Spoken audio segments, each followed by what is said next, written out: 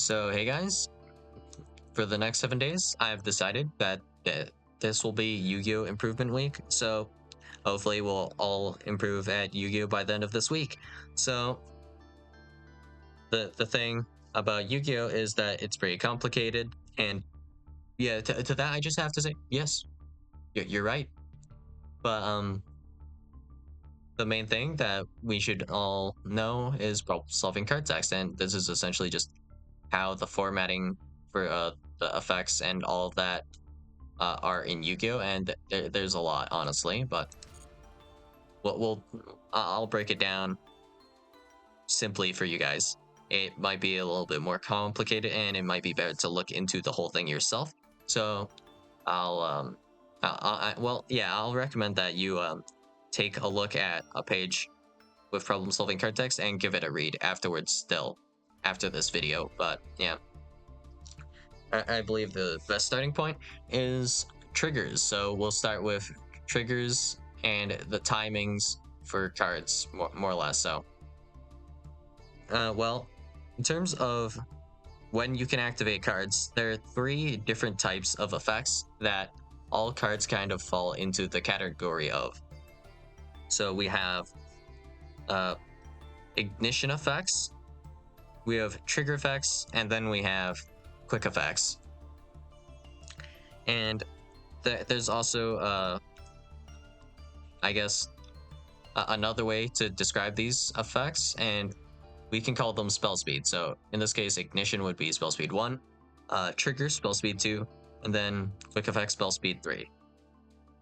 And then they're technically what you might call spell speed 4 cards, but it's not that important. But I thought it'd be important to just know the term. So the thing about all of these things is that there are different activation timings and priority to take advantage of to kind of win you the game. And also kind of how the game functions, just basically, I guess.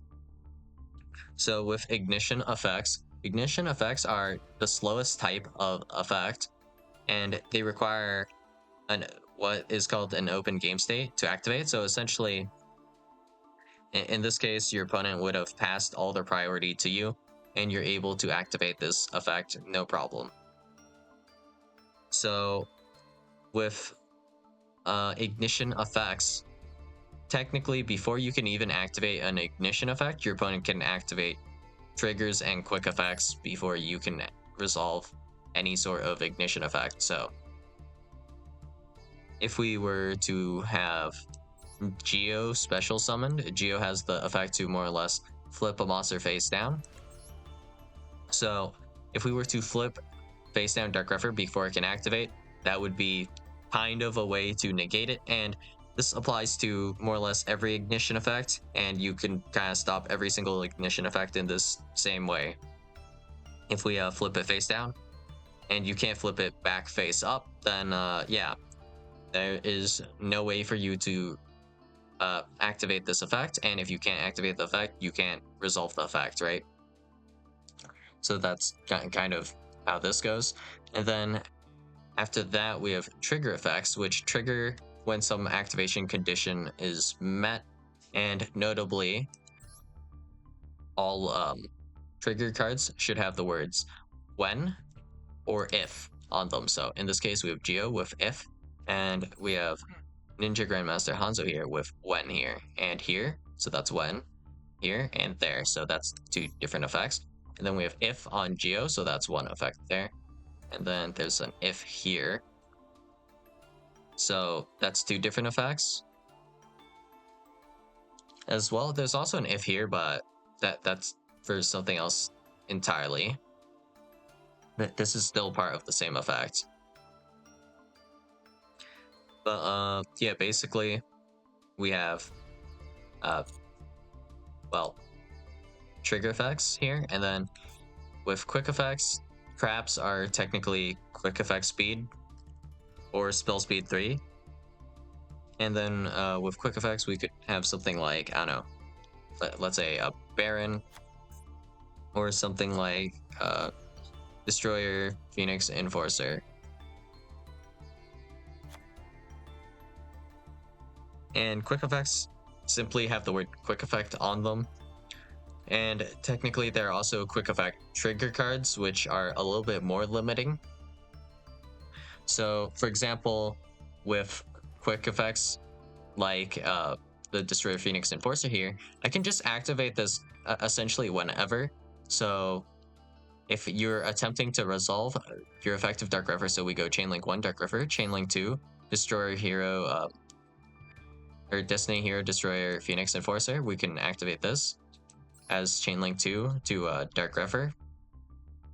And then with the Dark Grepher as well, like we could also resolve just Destiny Hero, Destroyer Phoenix Enforcer as Chainlink 1 before this can even resolve.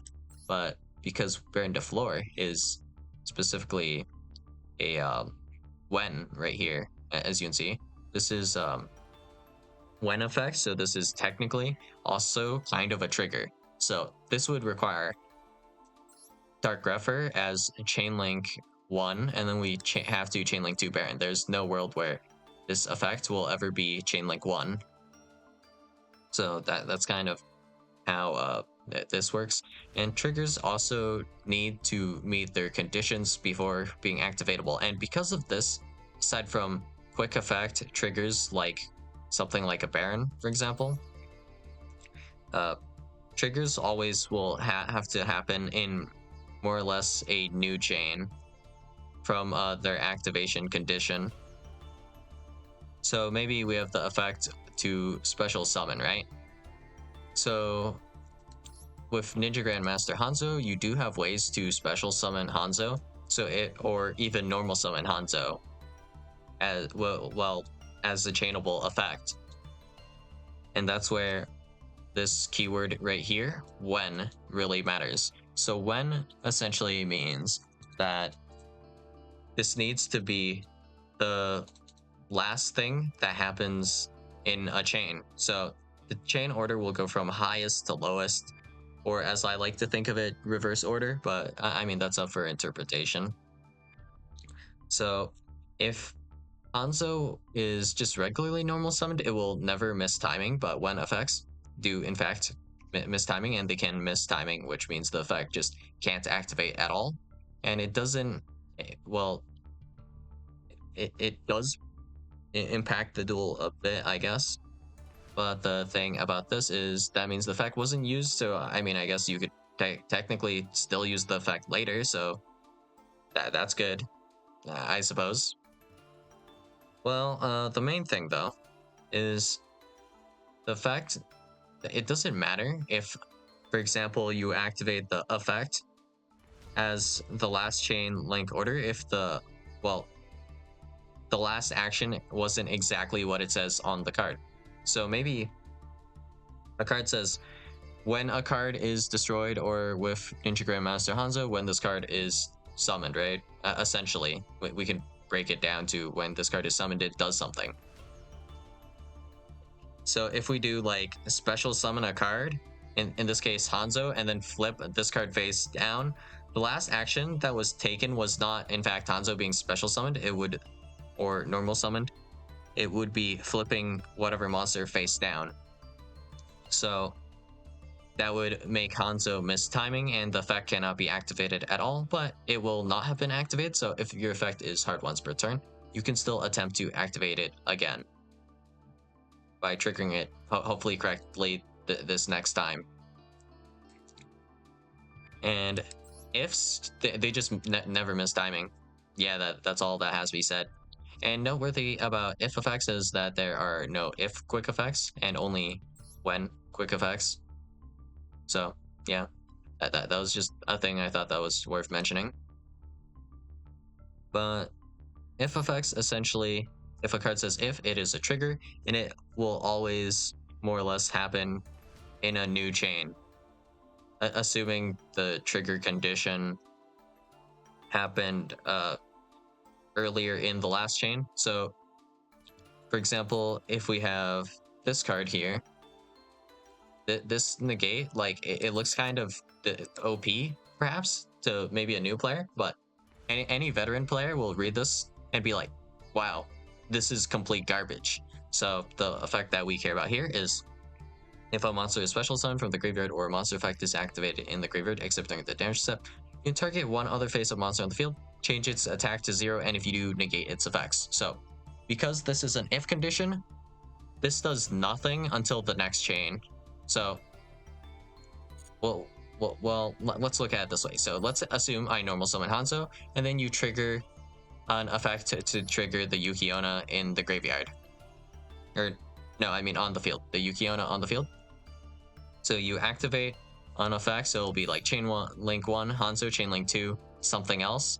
And then that something else will trigger Yukiona in the next chain after Hanzo has already resolved. So this is only very usable on ignition effects, like for example Dark Refer here. And ignition effects can be denoted by the fact that it doesn't actually say if or when. Yeah, that's about it really.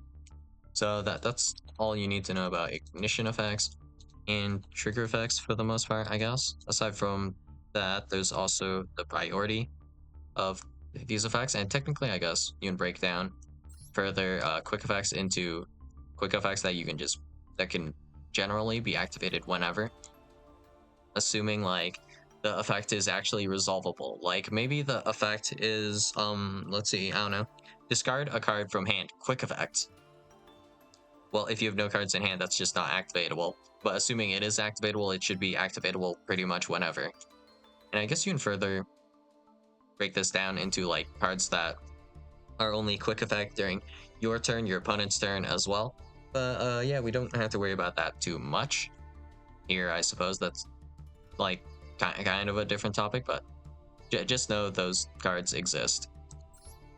And then there are essentially quick effects that can only be done in response to something happening. Usually it'll be your opponent. So like maybe it says when your opponent would special summon something, then that negate it, I guess. That would be potentially a quick effect right there. Well, I mean, it has to be a quick effect. So that's a quick effect, I guess. That's technically a trigger, kind of. Well, functionally, kind of a trigger that happens as a quick effect. But yeah, if we were to do another breakdown with quick effects and all these, I guess the important thing to talk about or mention here is that there is priority. So turn player essentially gets the first action. That's how you kind of just need to think about it. And then there's a different priority between the effects and whether they are mandatory or not as well. So if an effect is mandatory and I am the turn player, for example, so we'll have, let's say, I don't know, just whatever mandatory effect. So we'll have a mandatory effect and then a trigger effect. And the trigger effect will also be a mandatory effect. So it's like Chain Link 1 mandatory trigger effect, and then Chain Link 2 will be my trigger effect. And if we were to change the chain a little bit, and let's say our opponent is also trying to play the game at the same time, then it'll be Chain Link 1 my mandatory effect, and if I have another mandatory effect, it would be Chain Link 2 my mandatory effect, and then it would pass priority to my opponent here, and it will be like Chain Link 3 my opponent's mandatory trigger, Chain Link 4 my opponent's mandatory trigger. It will not be like Chain Link 1 trigger, Chain Link 2 my opponent trigger, Chain Link 1 or Chain Link 3 my trigger, Chain Link 4 my opponent trigger. No, it won't be like that at all. Trigger effects per player are going to be resolved essentially all at the same time. So that enables like chain link blocking as well. So for example, with the Baron thing, if I were to chain link 1 the mandatory effect, well, or chain link 1 a trigger, and then chain link 2 another trigger, my opponent has quick effect, which is kind of lower priority to an extent than the trigger, then they would not be able to negate with Baron here the lowest chain link allowing me to essentially prevent Baron from negating that effect in any world. So this is what we call a chain link block. So yeah, that's kind of how that works. And then with a priority, it essentially goes from turn player to your opponent, which can also be applied like this with quick effects. So we have Max C, which essentially says every time your opponent special summons, draw a card. And then we have Welcome Labyrinth and Big Welcome Labyrinth, which you don't have to worry about too much. Essentially, all you need to know is that these two cards will special summon once each. So if I were to want to special summon here, and I know my opponent has Max E, optimal way to play this is to activate Welcome Labyrinth, and then just let Welcome Labyrinth to resolve. So Chain Link 1, Welcome Labyrinth, and then I can technically chain Big Welcome as well because it's also a quick effect. But because Maxi is a quick effect, this is how the chain will resolve. So it'll go Chain Link 1, Welcome, Chain Link 2, Big Welcome, Chain Link 3, Maxi, and then my opponent will draw 2 times. But if we were to resolve the chain a little bit differently, Chain Link 1, Welcome. Now, if my opponent Maxi's here, I can Chain Link 3, Big Welcome. But if my opponent does not do that, I can just pass back to my opponent the priority, and then if my opponent passes back, I can just choose to end the chain here immediately, and then the chain will end, and then we'll just resolve Welcome, and my opponent cannot just decide, wait, no, I'm actually activating Maxi now. And then next chain, we can activate Big Welcome, and our opponent will also only draw 1 card. And because of this, if we play it correctly, no matter what, in this case, if we have Welcome and Big Welcome, our opponent should only ever draw 1 card instead of drawing 2 if you were to misplay and simply activate both cards at pretty much the same time. So yeah, that's how priority works, I guess. And because we pass back to our opponent can activate quick effects whenever they want, right? This does not work the same with bigger effects at all. So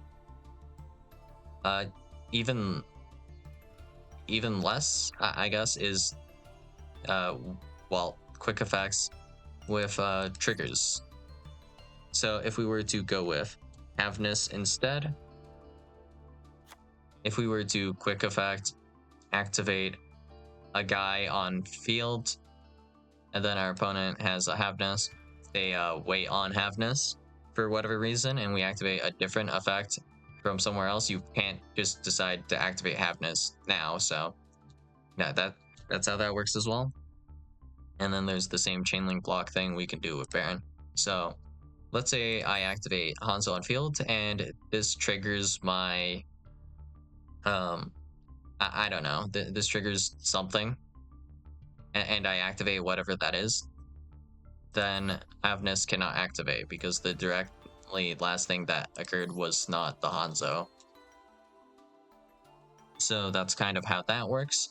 And then we have a few more things to break down. So we have inherent summons, and then there are other types of special summons. So for example, let's go with, I guess they're inherent summons, which are essentially the equivalent of ignitions. I guess that's how we can simply break it down. And you can denote this from a regular special summon that does in fact start a chain. The thing about inherent summons is they don't start chains, and they just essentially resolve immediately when you activate them. And that can be denoted by the colon. So if we were to go with just regular special summon, I guess we'll go with, let's see, a special summon from the hand. We'll go with, I guess, Cartesia. So Cartesia says, if you control Fallen of Elbaz or it is in your graveyard, you can special summon this card from your hand. This has a colon right here, which means essentially it just starts a chain. That's all you need to know about the colon, really. But there's no colon here or semicolon. So It doesn't start a chain. And semicolons essentially just mean cost. So the thing about costs is they absolutely must be paid and paid exactly how they say, right? So, for example, let's say a cost says you have to send a card to the graveyard, but that action is not legal for whatever reason, like maybe there's macrocosmos on the field, so any card that would be sent to the graveyard would be banished instead. So that means the cost cannot be paid, so the effect cannot be activated. So that's how that works. Might as well cover that while we're here, I guess. But if we were to let's assume the conditions to special summon Cartesia are available. If we were to special summon Dark Griffer, our opponent cannot respond with Maxi. If we were to activate Cartesia effect to special summon, our opponent can respond with Maxi. So that's the primary difference, I guess, between the summons. There are a few other niche things as well, like relevance to certain negate effects. Well, negate special summon effects, but yeah, let's not get too into that today. So that's essentially how that works. And as you can see, if we break down Maxi, we can break this down pretty fast. So quick effect. So this is a quick effect, so I can activate this essentially whenever.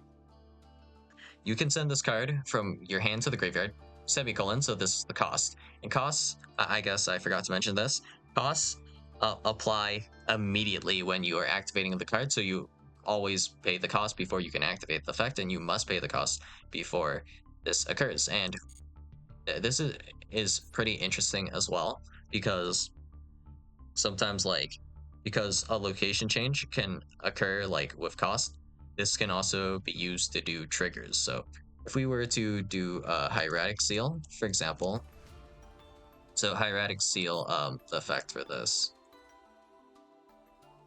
the effect of this card here tributes itself for cost.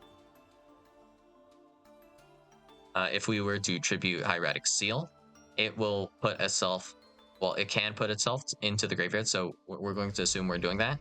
And if this card is tributed, which it can do to itself for cost, special summon a dragon monster from your hand or deck and make its attack defense 0. So this effect can actually be kind of quote unquote negated if we were to perform a location change as a quick effect to the hieratic seal. So we could special summon hieratic seal, we could banish hieratic seal, we could return hieratic seal to the deck. We have quite a few options, and we can do this because hieratic seal sends itself for cost. If it sent itself for effect instead, we would not be able to do this to prevent this from triggering, right? So that's kind of noteworthy as well, that we're able to potentially stop triggers from occurring via cost, potentially. So that's kind of interesting, I guess.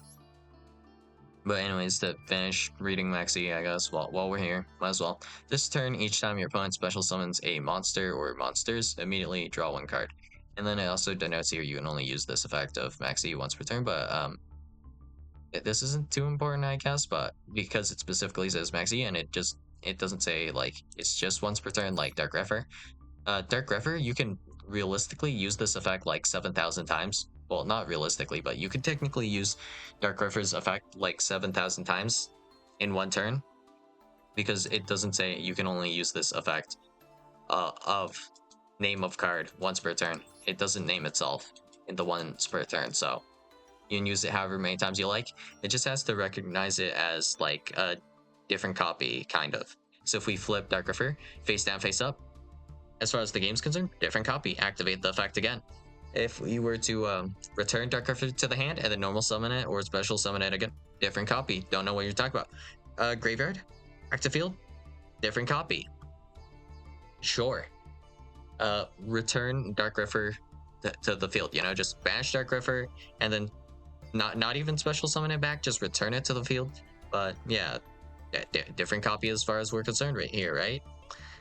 Yep. I'm sure you activated this. Yeah, this is the first time I'm activating this, right? Once per turn, yep. That's kind of how that goes. But if we were to break down this effect real quick, inherent summon this card by discarding 1 level 5 or higher dark monster, so this is essentially kind of a cost as well. once per turn, colon. So this is going to start a chain. Discard one dark monster, send one dark monster from your deck to the graveyard. There is also no when or if, so this is not a trigger, and you can clearly see there's no trigger condition anywhere.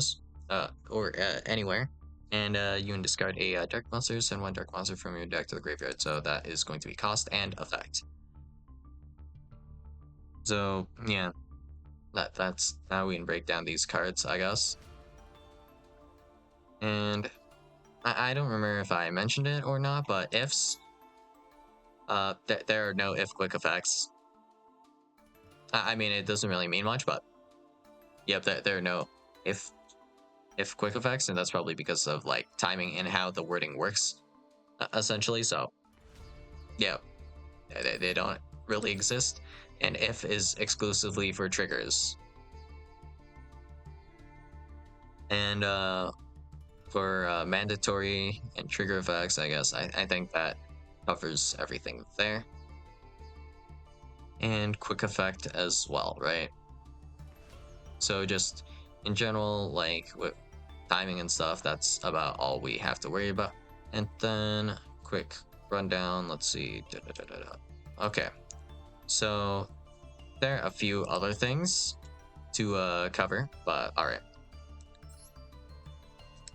It is noteworthy that this, actually, I forgot to mention this right here. There are parentheses here. So from your hand denotes the location from where the summon occurs. So this right here, from your hand, it means we can only perform the special summon while Dark Grepher is in the hand. So we can't special summon Dark Grepher from the graveyard by discarding a level 5 or higher Dark monster. And if we were to then go to the Dark World cards, I'm not sure if these cards have problem-solving card text. I'm pretty sure Rainbow should. Because if a card is old enough, problem-solving card text will not yet have been applied to it, so the wording is pretty jank. So just for example, we have cards that target and cards that don't target, right? So this would be insanely confusing pre-problem-solving card text. So for example, with Destroyer Phoenix Enforcer here, you can look at this effect and you can notice it doesn't mention targeting, right? So you can destroy both one card you control and one card on the field. So you choose what is destroyed on resolution of the effect. If we were to look at Baron instead, once per turn you can target one card on the field, destroy it. So that effect you do choose, and because there's a semicolon here, this has the same timing as cost, right? You can target one card on the field, so you can essentially say, I guess, or think of it this way: Baron targets for cost, technically. So if you can't target anything, this is technically also not resolvable. But yeah, this happens before, I guess, the effect resolves. So if this were to instead say that you can only target cards on your opponent's field, so for example, it says instead once per turn, you can target one card your opponent controls. If it said that instead and your opponent controls no cards, this card, I mean, this effect here would not be activatable and Baron would not light up yellow. That's about all that means, I guess, right? So, yeah. Going back to this now, we have, let's check real quick if this actually does have problem-solving card text on it. I think it should, right? Yeah. You can special summon this card from your graveyard, parentheses right here, from your graveyard. It'll mention this by returning one Dark World monster you control to the hand, except for Grapha, Dragon Lord of Dark World. And then if we go to Avnus, this will be worded differently because it's not an inherent summon, I'm pretty sure, right? You can special summon this card from your hand. It will still mention where you special summon from, because technically there are effects that can trigger to special summon themselves when certain actions happen. So maybe it says if your opponent destroys a card you control, special summon this card from the graveyard, but it won't have the parentheses like with the inherent summons here. So that's a little bit different. So here you can see as well, from your graveyard, different from like Dark Grepher here, saying from your hand here. But yeah, they're all inherent summons, which can't be negated as well. So, like with Baron, we can't negate it because this doesn't start a chain link. So that's neat. But if you were to instead activate like Havness or I guess Cartesia, this will be negated by like, well, negatable by a Baron. Whereas there's no monster effect that will be able to negate like a Dark Grepher or Greffa. So there's that, and I guess the last important thing is that there are cards that say like banish both those cards, and then there's also effects with the word then in them. So for these effects in particular, well, depends on the exact conjunction and how it works, but essentially effects, depending on the exact wording, resolve a little bit differently, and they have a few different properties. So if a card were to say then usually will imply that the next thing that occurs in the effect is mandatory. So let's just say, for example, we have an effect that says destroy one card your opponent controls, then your opponent wins the game. If you don't destroy the card your opponent controls, your opponent will, in this case, not win the game.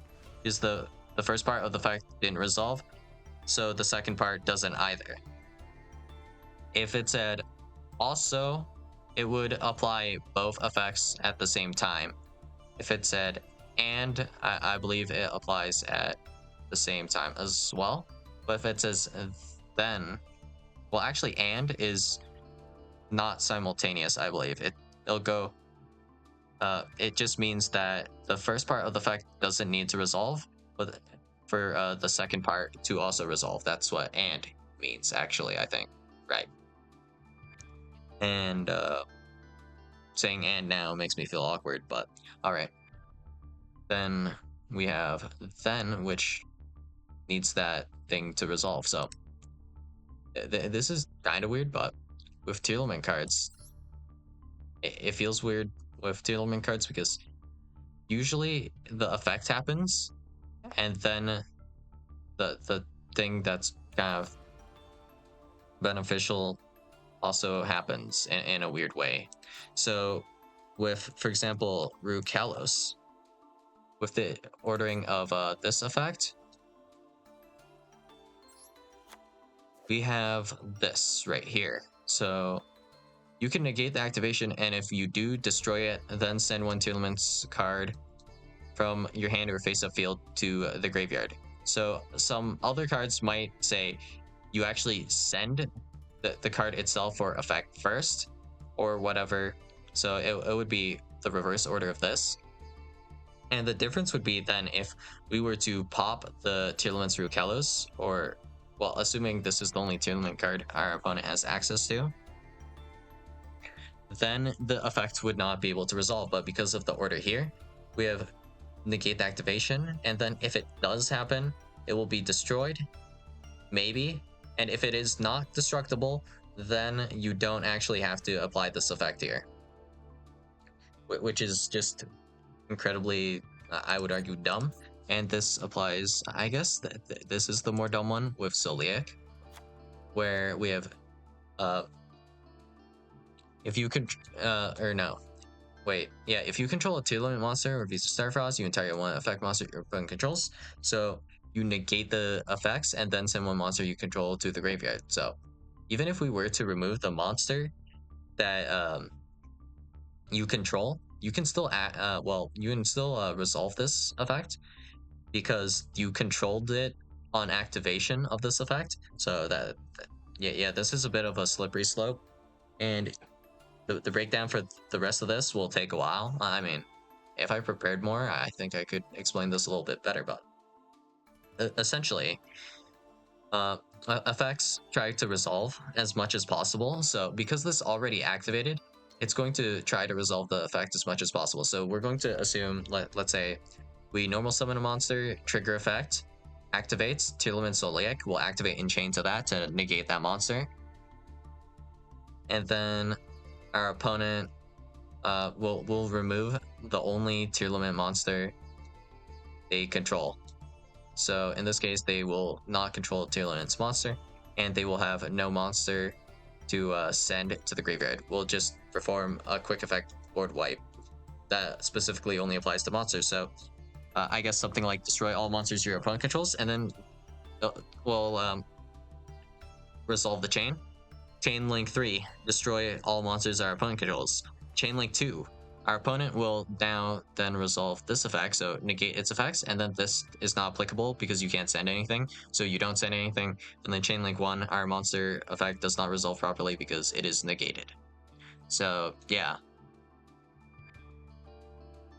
there's a lot of kind of weird little properties here, and you just have to kind of learn them and understand them to be able to play at your full potential. So in this case, you could have technically kind of, I mean, it depends, but you can kind of play around an effect similar to Celiac by removing any tier limit monsters your opponent controls to begin with before activating the effect that you wanted to activate. In this case, we did have like a monster based like wipe effect, so we could clear the board technically first, so we should have done that. It would have been hindsight in this case that would have been better, but you did know they were playing tier limit, so you do know that they're likely playing Celiac, and you might have actually saw them search Celiac, which would have made that misplay way worse, but you know, it is what it is, right? You could have also assumed that they didn't open one of Celiac, which is frustrating, but yeah. There's also effects that specify something has to happen, and if it doesn't happen exactly the way the card suggests, then it won't resolve like at all, and it gets kind of janked. But you can also abuse this kind of to your advantage a little bit. So let's say we have Cartesia. Cartesia has the effect to do a fusion summon, and usually the target will be this. So we have Granguignol, the Dust Dragon, and this is essentially just Foolish Burial. So you send one monster from your deck to the graveyard. That's kind of what this effect does. Not exactly, but that's kind of summarizing it. But if we were to remove Blazing Cartesia, our opponent will not have Blazing Cartesia to make Granguignol. And Blazing Cartesia does not actually say that you need to use Blazing Cartesia as part of the material. So that means if we were to destroy just Blazing Cartesia, our opponent would have to resolve the effect of Blazing Cartesia still, despite not necessarily wanting to. So let's assume the only other legal target is Guardian Chimera. So Guardian Chimera states that if this card is fusion summoned by a spell card or effect, it activates this effect. Aside from that, this essentially has no effect. So yeah, it also requires at least one monster from field or hand. And so essentially, you need to use monsters from field and hand to summon Guardian Chimera.